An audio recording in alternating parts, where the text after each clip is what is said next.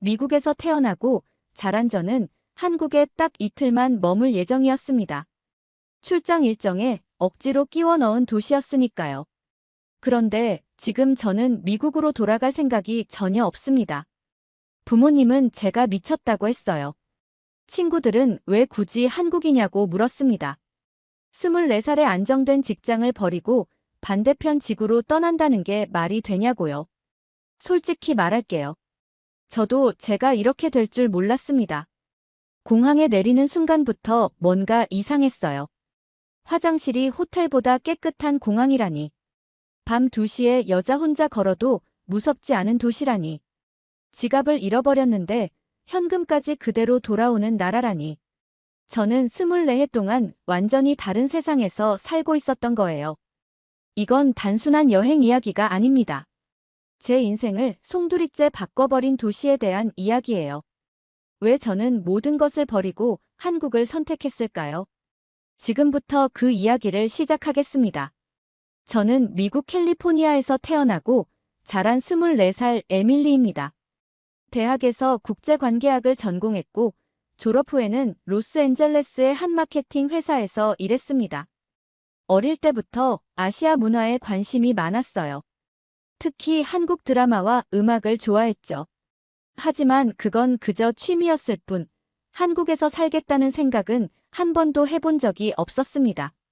제 인생이 바뀐 건 지난해 여름이었습니다. 회사에서 아시아 시장 조사 프로젝트를 맡게 되면서 출장 기회가 생겼어요. 도쿄와 상하이를 거쳐 마지막으로 서울에 도착했습니다. 솔직히 말하면 서울은 일정상 끼워 넣은 도시에 불과했어요. 이틀만 머물 예정이었으니까요. 인천공항에 내리자마자 저는 뭔가 다르다는 걸 느꼈습니다. 공항 자체가 너무 깨끗했어요. 바닥에 먼지 한 점 없었고 화장실은 호텔보다 더 깔끔했습니다.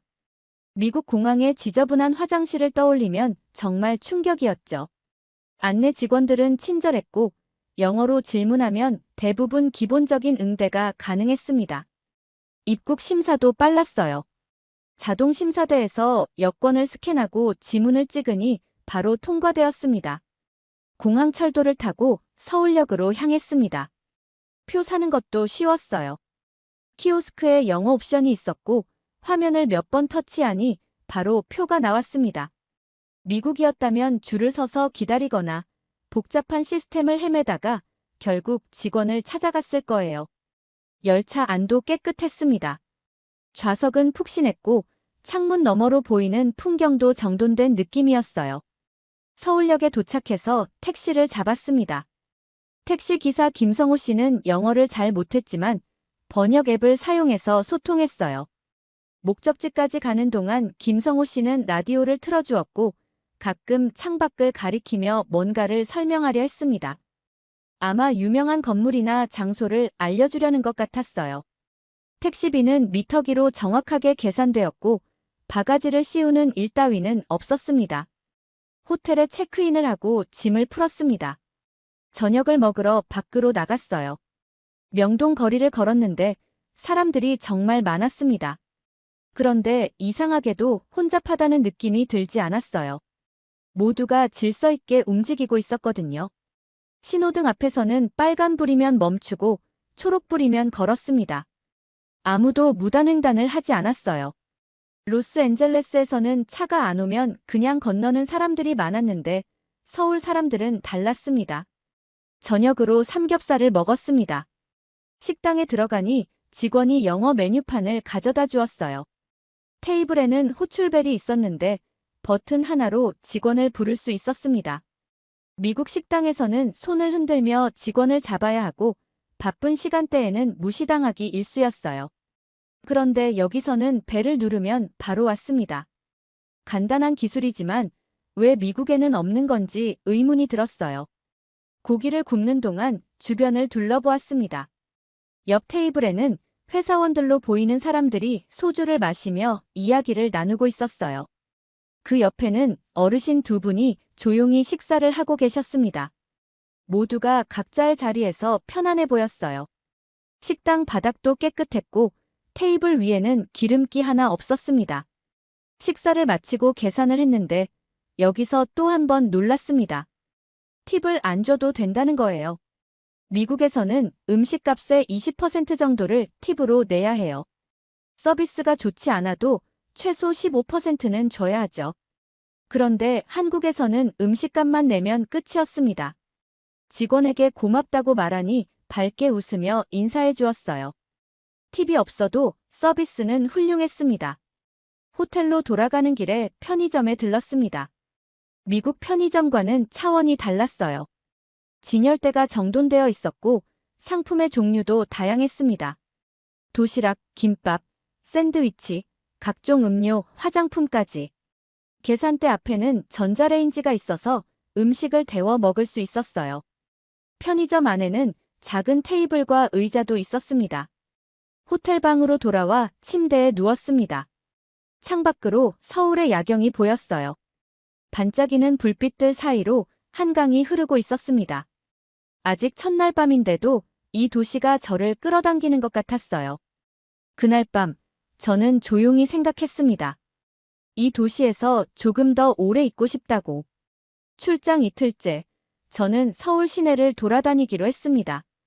업무 미팅은 오후에 있었기 때문에 오전 시간을 활용해서 도시를 탐험하기로 했어요.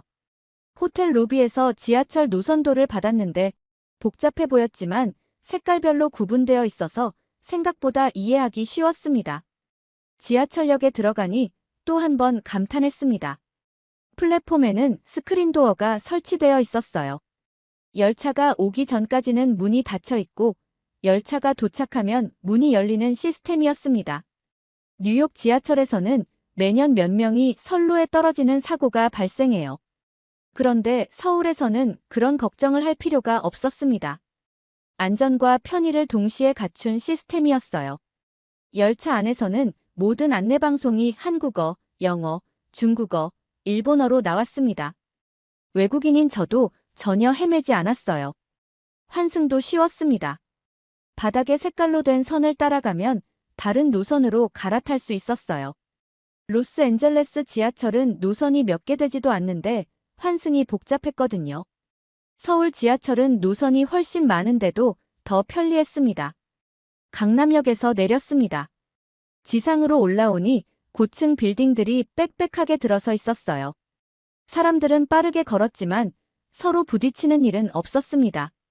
모두가 자신의 방향을 정확히 알고 움직이는 것 같았어요. 횡단보도에서 신호를 기다리는 동안 주변을 관찰했습니다. 정장을 입은 직장인, 교복을 입은 학생, 운동복을 입은 어르신까지 다양한 사람들이 조화롭게 공존하고 있었어요. 커피를 마시려고 카페에 들어갔습니다. 주문은 키오스크로 했어요. 영어를 선택하니 메뉴가 영어로 나왔습니다. 원하는 음료를 선택하고 카드를 터치하니 바로 결제가 완료되었습니다. 대기 번호표를 받고 자리에 앉았어요. 몇 분 뒤 진동벨이 울렸고 음료를 받아왔습니다. 직원과 한마디도 나누지 않고 주문부터 수령까지 끝났어요. 카페에서 노트북을 꺼내 일을 했습니다. 와이파이는 빠르고 안정적이었어요. 미국 카페에서는 와이파이가 느리거나 끊기는 일이 많았는데 여기서는 그런 걱정이 없었습니다. 2시간 정도 일을 하고 있는데 아무도 눈치를 주지 않았어요. 음료 한 잔 시키고 오래 앉아 있어도 괜찮은 분위기였습니다. 미팅 장소로 이동하기 위해 택시를 불렀습니다. 앱으로 택시를 호출하니 3분 만에 도착했어요. 택시에는 번역 기능이 있는 태블릿이 설치되어 있었습니다. 목적지를 영어로 입력하니 기사에게 한국어로 전달되었어요. 도착해서 카드로 결제하고 내렸습니다. 영수증은 앱으로 자동 전송되었어요. 미팅은 1시간 정도 진행되었습니다. 한국 파트너사 직원들은 매우 체계적이었어요. 자료는 미리 준비되어 있었고 질문에 대한 답변도 정확했습니다. 미팅이 끝나고 명함을 교환했는데 박지훈 과장님이 저녁 식사를 제안했어요. 저녁으로 한정식을 먹으러 갔습니다. 삼청동에 있는 전통 한옥 식당이었어요. 신발을 벗고 들어가니 마룻바닥이 따뜻했습니다. 온돌이라고 불리는 바닥 난방 시스템이었어요. 방석에 앉아 기다리니 반찬이 하나둘 나오기 시작했습니다. 김치, 나물, 젓갈, 두부, 생선. 작은 접시들이 테이블을 가득 채웠어요. 박지훈 과장님은 한국의 업무 문화에 대해 설명해 주었습니다. 한국 사람들은 일을 빨리빨리 처리하는 것을 중요하게 여긴다고 했어요. 처음에는 급하게 느껴질 수 있지만 익숙해지면 그 효율성에 감탄하게 될 거라고 했습니다. 식사를 마치고 호텔로 돌아가는 길에 약국에 들렀습니다. 두통약이 필요했거든요. 약사에게 증상을 설명하니 바로 적합한 약을 추천해 주었습니다. 가격도 저렴했어요. 서울에서는 길 건너에 약국이 있었고 필요한 약을 바로 살 수 있었습니다. 호텔방에 돌아와 생각에 잠겼습니다. 하루 동안 경험한 것들이 머릿속을 스쳐 지나갔어요. 모든 것이 빠르고 정확하고 효율적이었습니다. 그날 밤, 저는 한국행 워킹홀리데이 비자에 대해 검색하기 시작했습니다. 서울에서의 마지막 날 아침, 저는 일찍 일어나 호텔 주변을 산책했습니다. 아침 6시였는데 이미 거리는 깨끗했어요. 청소 트럭이 지나가는 것을 보았습니다. 환경미화원들이 거리에 쓰레기를 치우고 빗자루로 바닥을 쓸고 있었어요.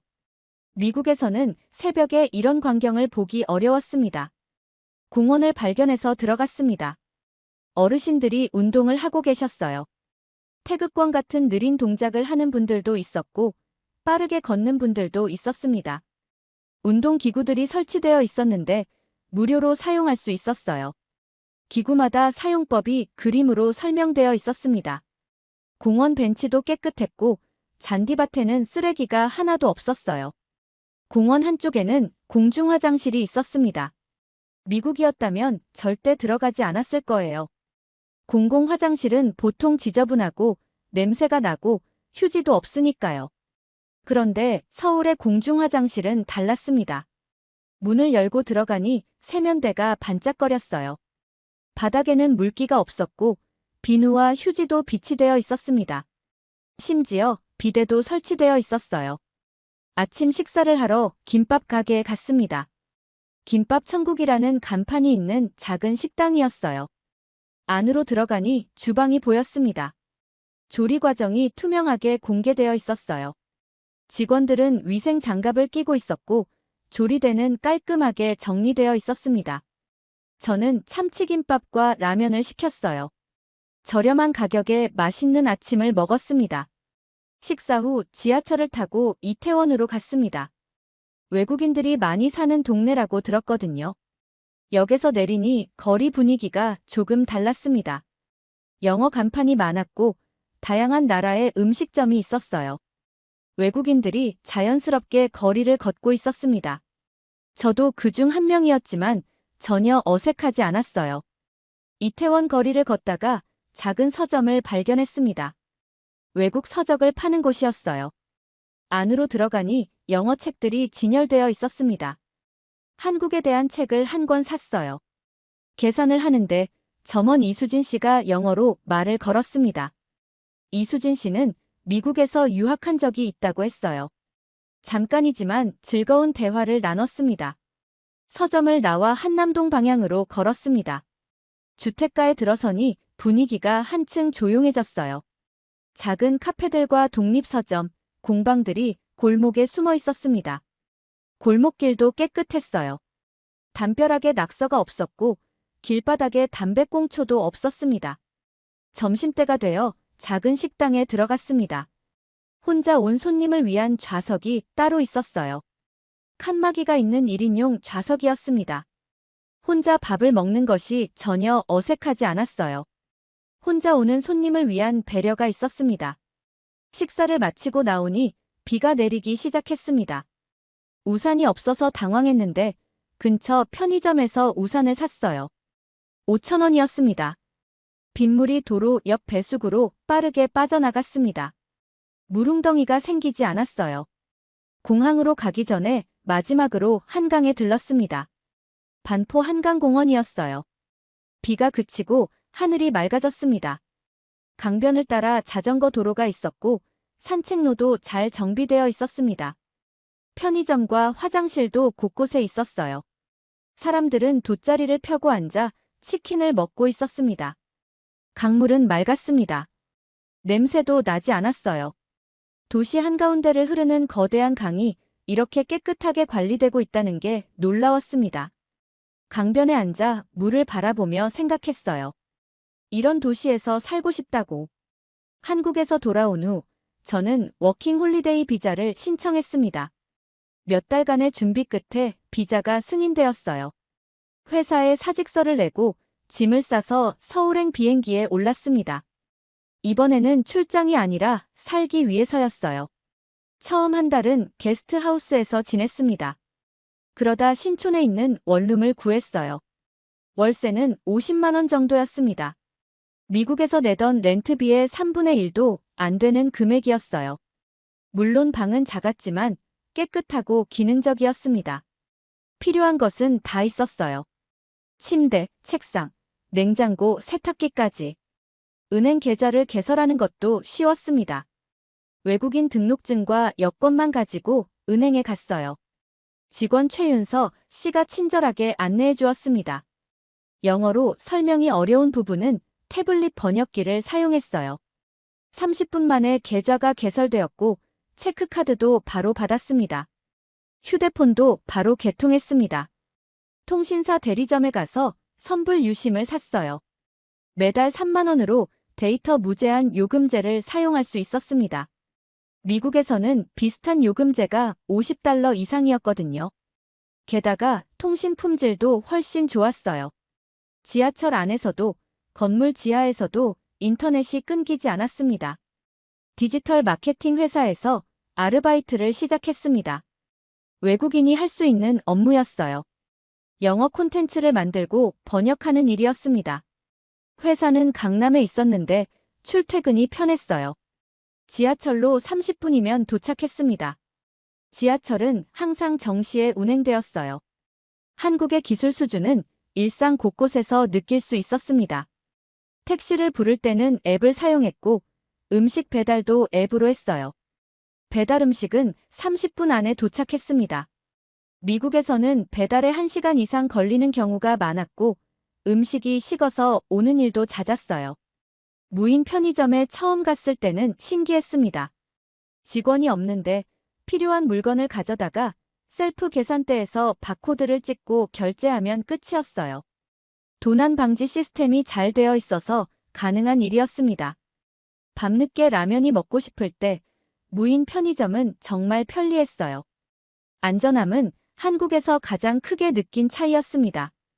밤 12시에 혼자 걸어도 무섭지 않았어요. 로스앤젤레스에서는 해가 지면 특정 지역은 절대 가지 않았습니다. 여성 혼자 밤길을 걷는 건 위험했으니까요. 그런데 서울에서는 새벽 2시에도 여성들이 거리를 걷고 있었어요. 이유가 뭘까 생각해봤어요. 일단 거리 곳곳에 감시 카메라가 있었습니다. 그리고 경찰 초소도 자주 보였어요. 편의점은 24시간 열려 있어서 위험한 상황이 생기면 바로 들어갈 수 있었습니다.